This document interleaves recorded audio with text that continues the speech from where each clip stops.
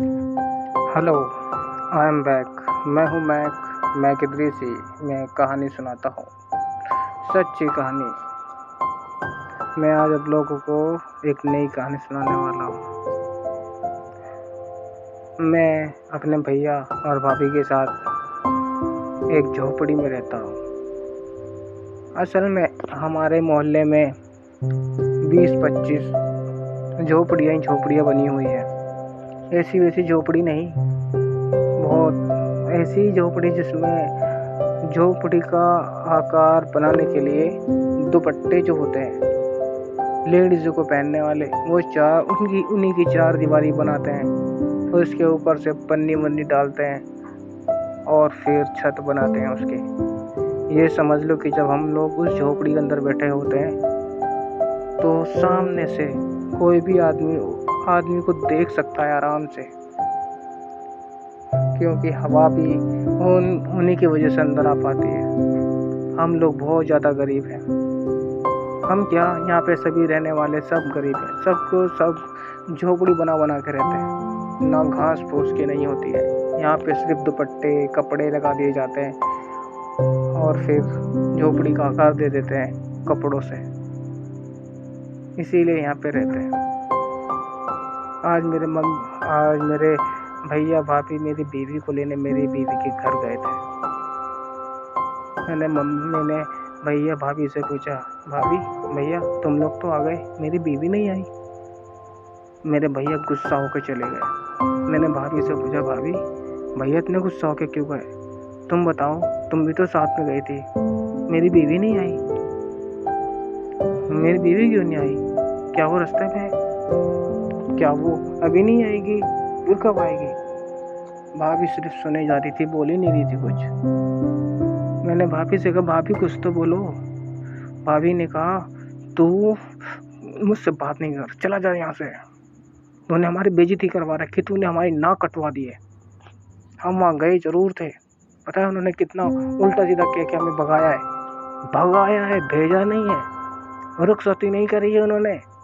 पहली बार तेरी बीवी को लेने के लिए गए थे वहाँ हम, समझे?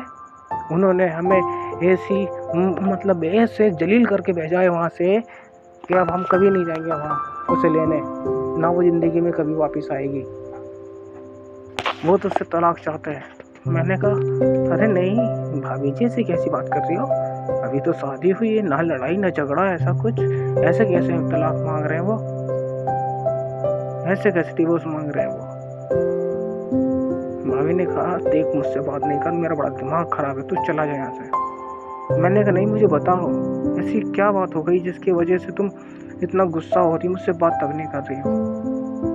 भाभी ने कहा, देख बेटा चला जा यहाँ से, मेरा बहुत ज़्यादा दिमाग खराब है। मैंने कहा, नहीं भाभी तुम्हें बताना पड़ेगा, ऐसा क्या हुआ वहाँ? तो भाभी ने कहा, तुझे सुनना है ना तो सुन। क्या बात कर रहा है तू? सुनना है ना तुझे तो सुन। मैंने कहा, बताओ। कहने लगे, देख ऐसी सी बात अब भी कह रही हूँ, मत सुन, क्योंकि जो उन्होंने कहा है वो हम अपनी जुबान से बोल भी नहीं सकते। उन्होंने ऐसी बात बोली। मैंने कहा, नहीं मुझे पता चलना चाहिए, मेरी ससुराल वालों ने क्या बोला तुम्हें ऐसा कि तुम सबका दिमाग खराब हो गया? तो भाभी ने कहा, ठीक है तुझे सुनना है तो ले सुन। आज मैं बेशरम बन के कह ही देती हूँ। उन लोगों ने कहा है कि मेरी बेटी 3 दिन तक तुम्हारे घर पे रही थी और तुम्हारे देवर ने उसे छुआ तक नहीं। वो कुछ भी नहीं कर पाया हमारी बेटी के साथ, कुछ भी नहीं। तो इसका मतलब वो एक हिजड़ा है, हिजड़ा जो कुछ नहीं कर सकता। समझ में आई बात? और हम हिजड़े के साथ अपनी बेटी को नहीं रहने दे सकते। इसीलिए एक कागज ले जाओ और डिवोर्स के साइन करवा दो और यहाँ छोड़ के जाओ कागजों को, वरना हम पुलिस वालों को लेकर आएंगे, सबको बंद करवा देंगे। ये हमारी अच्छाई है कि हम तुम्हें ऐसे ही भेज रहे हैं। हम तुम्हारे घर पे, हम तुम्हारी झोपड़ी में आना नहीं चाहते। हमने तो सोचा था गरीब घर है, चलो कोई बात नहीं, हम भी गरीब हैं, पर इतने भी गरीब नहीं है, तुमसे तो ज्यादा अमीरी है। तुम्हारी झोपड़ियां हैं और हमारे घर है। शरीफ भाई का जमाना ही नहीं है, चले जाओ यहाँ से। हम नहीं वैसे लड़की को कह के उन्होंने हमें घर से बाहर निकाल दिया। आज मुझे सब कुछ समझ में आ गया था। ऐसा आखिर हो रहा था तो क्यों हो रहा था। मैं एकदम से नीचे जमीन पे गिर गया। मेरे शरीर में से जान ही खत्म हो गई थी। मैं कैसे बताऊं भाभी को, कैसे बताऊं मैं किसी और को। इसलिए मैं घर से बाहर निकल आया, यानी अपनी झोपड़ी से बाहर निकल आया और सोचता हुआ आगे निकलता चला गया। आगे आगे आगे और आगे। मेरा दोस्त मुझे मिला। उसने कहा, यार तेरी तो शादी हुई थी, तू यहाँ कैसे घूम रहा है। मैंने कहा, यार मेरी बीवी के घर वालों ने ऐसे बोला है। मेरी बीवी ने ऐसे बोला है, मेरे बीवी के घर वालों ने ऐसे बोला है कि तू हिजड़ा है और तू कुछ नहीं कर सकता, इसीलिए तू तलाक दे दे, यानी डिवोर्स के पेपर भेज दे मेरे घर कि डिवोर्स दिलवा दो, वरना पुलिस वालों को भेज देंगे। यार तो मेरे दोस्त ने पूछा, ऐसा क्या हुआ कि तूने कुछ नहीं छुआ, कुछ नहीं करा तूने अपनी बीवी के साथ, ऐसा क्यों हुआ, तेरी सुहागरात थी, तूने कुछ क्यों नहीं किया। मैंने आज अपने दिल की सारी बातें बताई अपने दोस्त को। आखिर मैंने ऐसा क्यों नहीं किया। मैंने अपने दोस्त को बताया कि यार जब मैं अपने घर में हर दिन रहता हूँ तो मैं देखा करता हूँ, झोपड़ी के अंदर तो हम लोग रहते हैं। जब झोपड़ी के अंदर कोई भी आदमी कुछ भी कर रहा होता है तो सभी झोपड़ियों के अंदर दुपट्टों के बने होते हैं, पतले पतले चादरों की, पतले पतले दुपट्टों की झोपड़ियाँ बना के रखी हुई है। सब लोग बैठे हुए, लेटे हुए, खाते हुए, पीते हुए दिखाई देते हैं, पर मुझे अच्छा नहीं लगता है। कोई भी कुछ भी कर रहा होता है, सब लोग देखते हैं, सब लोग मजाक बनाते हैं और सब लोग हंसते हैं, ऐसा कर रहा है, वैसा कर रहा है, जैसे कोई फिल्म देख रहे हैं। मुझे बिल्कुल अच्छा नहीं लगता ऐसे। मेरी भी शादी हुई, मेरी भी झोपड़ी थी, झोपड़ी ही आज भी है। और मेरी सुहागरात का दिन था। मैं देख रहा था इधर उधर, चारों तरफ मेरी झोपड़ी के बिल्कुल बराबर में बहुत सारे मेहमान बैठे हुए थे। मैं अंदर था अपनी बीवी के साथ। मैं कैसे देखता, मैं कैसे करता। मुझे शर्म आ रही थी, ऐसी शर्म के वो लोग जैसे मैं देखता हूँ ऐसे वो भी लोग देख रहे हैं मुझे। पहली बार मुझे ऐसा लग रहा था कि नहीं, मुझे यहाँ पे ऐसे नहीं करना चाहिए। जब मैंने सोचा पहली रात को कि अभी चारों तरफ बैठे हैं लोग, कोई बात नहीं, मैं कुछ नहीं करूँगा। अभी कल को 2 दिन 3 दिन तो मेरे साथ रहेगी, तो ये लोग अपने अपने झोपड़ी में चले जाएंगे। अब कल को तो मैं तब कर लूँगा। ये लोग दूसरे दिन भी ऐसे ही बैठे रह गए, मैंने कुछ नहीं करा। तीसरे दिन भी ऐसे ही बैठे रहे, हमारे सामने मजाक बनाते रहे एक दूसरे की, जागते रहे पूरी रात। जब ये हर दिन सो जाया करते हैं 12 बजे तक, 1 बजे तक, लेकिन ये पूरी रात क्यों जागते रहते हैं। और वो भी मेरी झोपड़ी के बराबर में बैठे हैं। अरे वहाँ से आवाज आती है चीखने की, चिल्लाने की, सब कुछ करने की दिखाई दे रहा होता है। क्या हमारी शर्म आया कोई चीज़ नहीं किया। मुझे शर्म आती थी, इसलिए मैंने कुछ नहीं किया 3 दिन तक। मैंने सोचा था, देख ये चाबी देख, मैंने अपने काम वाले से पैसे फालतू मांगे। मैंने उससे कहा मुझे किराए पे घर चाहिए। मैंने घर किराए पे लिया और ये चाबी उसी किराए के घर की है। मैंने सोचा था मेरी बीवी आ जाएगी तो मैं इस घर में रहूँगा, मैं जो चाहूँगा सब कुछ करूँगा, बिना देखे बिना समझे। मेरे घर वाले सब के सब, मेरे घर वाले और सभी लोग ये झोपड़ी में रहते हैं, बस मुझे पसंद नहीं है। मैं सोचता था मेरी बीवी को मैं अपने घर में रखूँगा, एक कमरे में रखूँगा जो किराए पे मैंने लिया है, वहाँ कोई नहीं देखेगा किसी को। इसीलिए मैं वहाँ पे गया था, इसीलिए मैंने कुछ नहीं करा अपनी बीवी के साथ कि सब लोग मेरे झोपड़ी के बराबर में बैठे थे। और मुझे लगता है कि जैसे मैं देख पाता हूँ, मैं देखना नहीं चाहता हूँ, लेकिन सब कुछ साफ साफ दिखाई दे रहा होता है, बैठे हुए लेटे हुए। तो मुझे ऐसा लगता है कि मैं नहीं कर सकता ऐसे, इसलिए मैंने नहीं किया।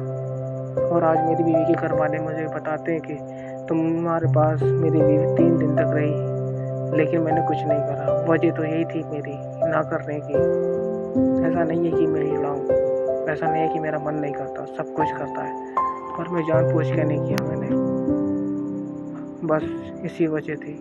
मेरे दोस्त ने एक आइडिया बताया, कहने लगे कि देख भाई, तेरी बेइज्जती तो वैसे भी हो गई और वैसे भी हो गई, तो थोड़ी सी बेइज्जती और करवा ले। अगर तूने थोड़ी सी और बेइज्जती करवाई, या तो तेरी बीवी तेरे साथ होगी या तो तेरी बीवी तेरे साथ होगी, या सारी बात ठीक हो जाएगी, या सारी बात बेकार हो जाएगी। दो ही बातें होंगी, या सारी बात ठीक हो जाएगी या सारी बात बेकार हो जाएगी। या फिर ऐसे कह लो कि या तो तुम्हारी बीवी तुम्हारे साथ आ जाएगी या बिल्कुल भी नहीं आएगी। अब तुम्हारे पास आखिरी चांस है। अभी जब तुम्हें हारना ही है, अपनी बेइज्जती करवानी है, तो कुछ करके बेइज्जती करवा। जरूरी नहीं है कि तेरी बेइज्जती होगी। अगर तेरी बात सच्ची है तो तेरी जीत होगी, जरूर होगी।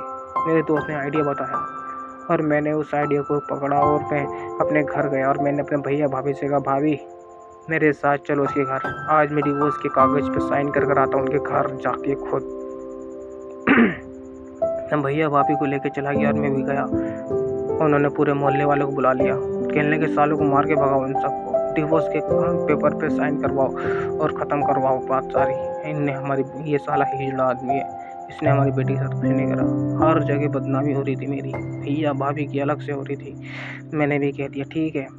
मैंने पंचायत बिठा रखी थी, तो मैंने पंचायत में कहा देखो, मैंने माना ये लोग मुझसे डिवोर्स देना चाहते हैं, ठीक है, मैं डिवोर्स देने के लिए तैयार हूँ, लेकिन मेरी एक शर्त है।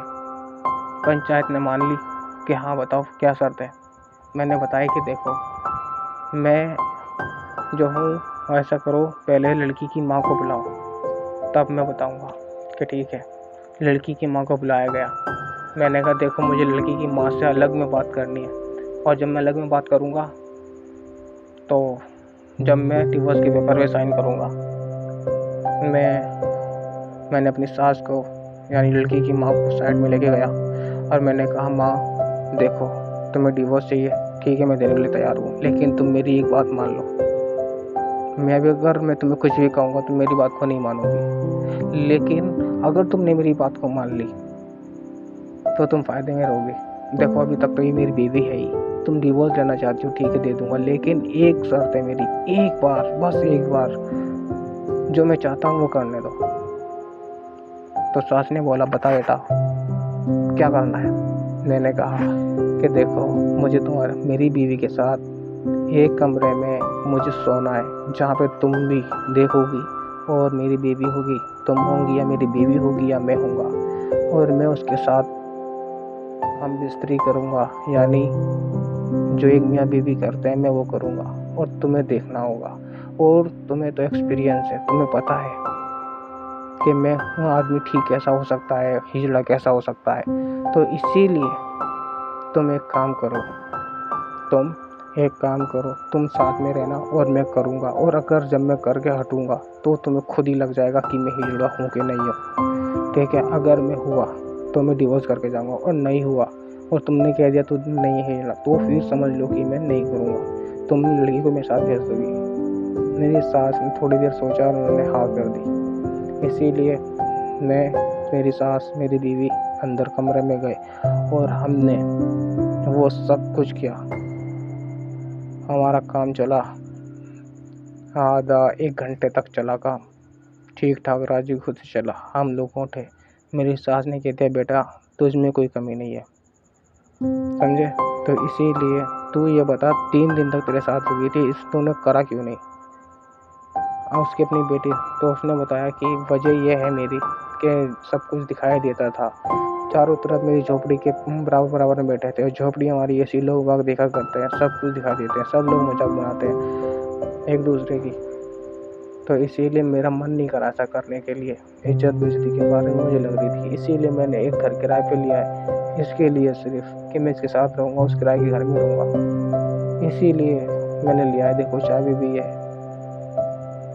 तो मेरी सास ने कहा ठीक है, तो तुझ में कोई कमी नहीं है, अपनी बेटी से पूछा कोई दिक्कत परेशानी, तो बेटी ने भी कहा नहीं कोई दिक्कत परेशानी नहीं।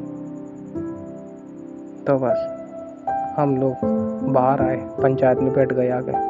पंचायत में मेरी सास ने बोला कि देखो बात यह है कि ऐसे लड़के में कोई कमी नहीं है, सब ठीक है, और हम अपनी बेटी हम इस लड़के से डिवोर्स नहीं लेंगे, लड़के में कोई कमी नहीं है। तो इसीलिए अब हम इस लड़की को इसके साथ भेजेंगे वापस।